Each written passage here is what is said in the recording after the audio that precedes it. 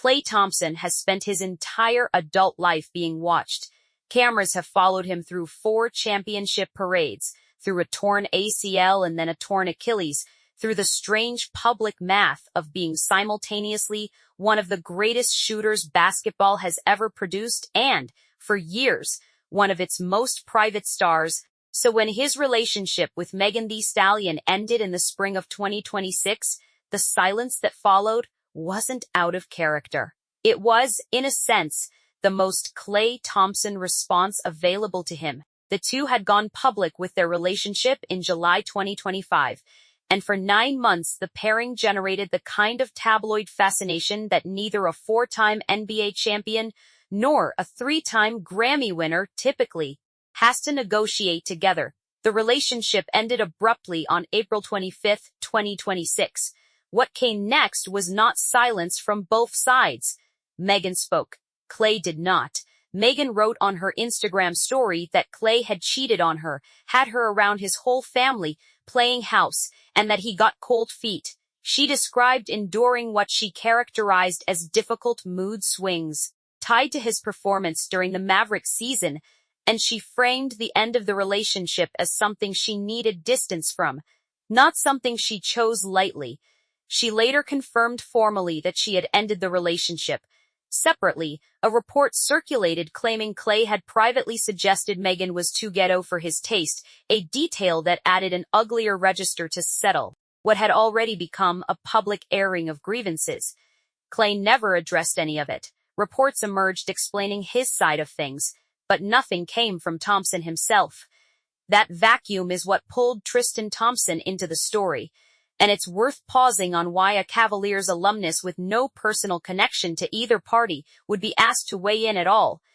The answer says less about Tristan Thompson's basketball career than about the specific kind of infamy he's carried since 2016, when his relationship with Khloe Kardashian became one of the most publicly dissected infidelity sagas in celebrity culture.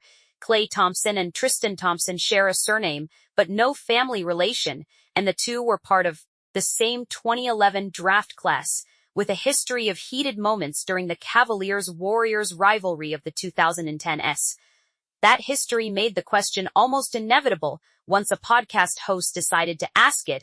The venue was Shannon Sharpe's Club Shay, a show that has become something like a confessional booth for professional athletes navigating the space between locker room and gossip column. Sharpe asked Tristan directly what advice he'd give Klay about handling the fallout. Tristan didn't hesitate, and he didn't dress the answer up. "Don't say anything," he said, adding that speaking up only feeds the story more oxygen and gives it another day of life in the news cycle. There's a logic to that position that goes beyond glib media strategy. You got any advice for Klay dealing with a public breakup? I think Don't say anything, huh? don't say anything. I think the worst thing you could do is feed into the beast. And it's worth taking seriously on its own terms before getting to the reaction. Public relationships between athletes and entertainers operate inside an attention economy where every denial becomes its own headline, every clarification its own controversy. A statement doesn't end a story. It restarts the clock. Tristan's argument, in effect, was that the fastest way out of a news cycle is to stop supplying it with material, and that whoever speaks last usually just guarantees there will be a next round of commentary. But the advice carried a second layer that drew far more attention than the media strategy angle, and that's where things got complicated. Tristan added that if Megan wanted to say something, she should be allowed to do whatever she wanted to do. He then framed the underlying philosophy in gendered terms, telling Klay to keep your mouth quiet, and adding, "As a man, keep your mouth quiet," explaining that he personally had never gone out and defended himself publicly because, in his words, "it's just not what we do." He rounded out the segment with a lighter note, saying he'd known Klay a long time, and that Klay was simply out living his life, fishing, doing what he wanted, as he should. It's the "as a man" framing that turned a fairly ordinary piece of celebrity commentary into something people wanted to argue about. Advice to stay quiet during a public breakup is unremarkable. Publicists give that note constantly. What changed the temperature was the implication that staying silent while an ex-partner makes public allegations is not just strategically smart, but somehow a marker of masculinity, a code of conduct rather than a communications tactic. For a public figure whose own name is shorthand, in a lot of circles, for a specific and well-documented instance of infidelity, that framing landed differently than it might have coming from someone else. The online reaction split roughly the way these things tend to. Some commenters focused on Klay's own conduct during the relationship, suggesting he'd fooled people into thinking he was a different kind of partner than he turned out to be, with one comparing him unfavorably to Russell Wilson and another noting he'd had us in the first half. Others turned the joke toward Tristan specifically. Reactions split along fairly predictable lines once the clip made its way around social media, and a good portion of that reaction amounted to pointing out the irony of Tristan Thompson, of all people, positioning himself as a source of relationship wisdom. The internet has a long memory for this particular subgenre of hypocrisy, and Tristan's history all but guaranteed the "look who's talking" response before he'd finished the sentence. What makes the moment worth examining isn't really the advice itself. It's what the advice reveals about how these two men have processed strikingly similar experiences of public scrutiny and arrived at what looks, on the surface, like the same conclusion for what might be very different reasons. Tristan Thompson's public reputation was shaped by a specific, well-documented pattern: allegations of infidelity during his relationship with Khloe Kardashian, including reports that surfaced just before she gave birth to their daughter, and a paternity situation involving another woman that became public shortly after.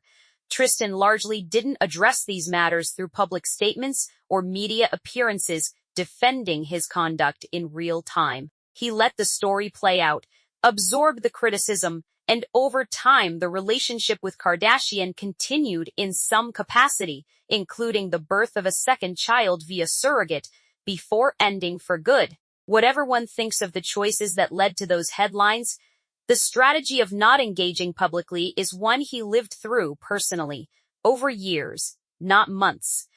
When he tells Klay not to feed the beast, he's not offering a hypothetical. He's describing the only approach he's ever actually used. Klay's situation, at least as far as the public record shows, is different in kind. There's no confirmed infidelity on record from Klay's side, beyond Megan's allegation and the secondhand reporting about his private comments. What's confirmed is a breakup, a public accusation, and a chosen silence. Klay has spent the off-season on his boat, apparently unbothered, pursuing his hobbies rather than his phone, which is either commendable equanimity or a very convenient version of moving on, depending on who's narrating it. That difference matters because it changes what staying quiet actually costs each man. For Tristan, silence in the face of allegations he couldn't fully deny was arguably a form of damage control, a way of letting a genuine controversy fade without further complicating it. For Klay, silence in the face of an ex-partner's public statements, whether those statements are entirely accurate or not, functions more as a refusal to participate in a public trial that he may feel he has nothing to gain from entering, regardless of guilt or innocence. Both outcomes look identical from the outside. A man who says nothing, but the psychology underneath is not necessarily the same, and conflating the two, as the "as a man" framing does, flattens a distinction that might actually matter. There's also a business logic sitting quietly underneath all of this that rarely gets discussed directly. Athletes at Klay's level and entertainers at Megan's level don't just have personal reputations to protect. They have endorsement relationships, brand partnerships, and ongoing commercial interests that are sensitive to public narrative in very concrete, dollar-figure ways. A public statement addressing infidelity allegations, true or false, becomes searchable, quotable, and permanent in a way that silence never does. Silence can be walked back or reinterpreted later. A statement, once made, is fixed. Media training at this level of celebrity almost universally counsels against responding to breakup allegations in real time, not because the advice is wise in some deeper moral sense, but because it minimizes legal and reputational exposure. Several commenters online picked up on this exact point, with one specifically remarking that Klay's restraint suggested he'd had strong media training rather than some innate personal virtue. Megan, notably, took the opposite approach, and it's worth sitting with why that choice makes sense for her specifically. As a recording artist, public narrative isn't just something to be managed defensively. It's raw material. She's since teased a new single that fans widely interpret as a direct reference to the breakup, which is a well-worn pattern in music built on public heartbreak, one that stretches back through decades of artists turning personal rupture into commercial output. For an athlete, public statement about a breakup is almost pure risk. For a musician, it can be the foundation of an album cycle. The just stay quiet, advice that works cleanly for Klay. Them to take another day to talk about it.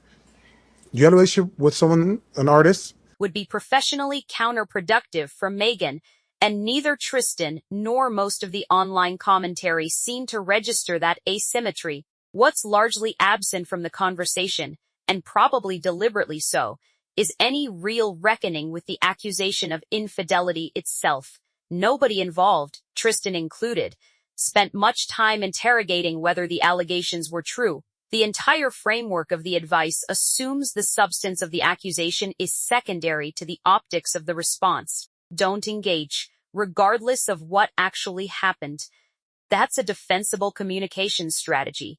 It's a much shakier piece of ethical guidance, and the distinction between the two got lost almost immediately in the way the clip circulated. The show itself, Club Shay, has increasingly become the venue where these unresolved storylines get relitigated in real time, not because Sharpe breaks news in the traditional sense, but because athletes treat it as a contier, low-stakes space to say things they wouldn't put in a formal statement.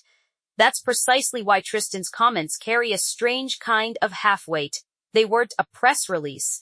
They were a guest on a podcast, answering a question he wasn't required to answer, offering an opinion nobody had specifically asked him to have standing to give.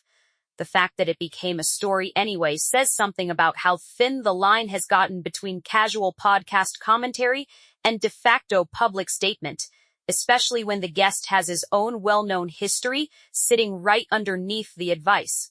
Klay, for his part, has given no indication he intends to depart from the approach Tristan endorsed. Whether or not he was ever listening to Tristan Thompson for guidance in the first place, he hasn't issued a statement, he hasn't addressed the cheating allegation, he hasn't responded to the account of his private comments about Megan. The Mavericks off-season has continued around him largely without incident, and by most accounts he intends to let it stay that way heading into next season.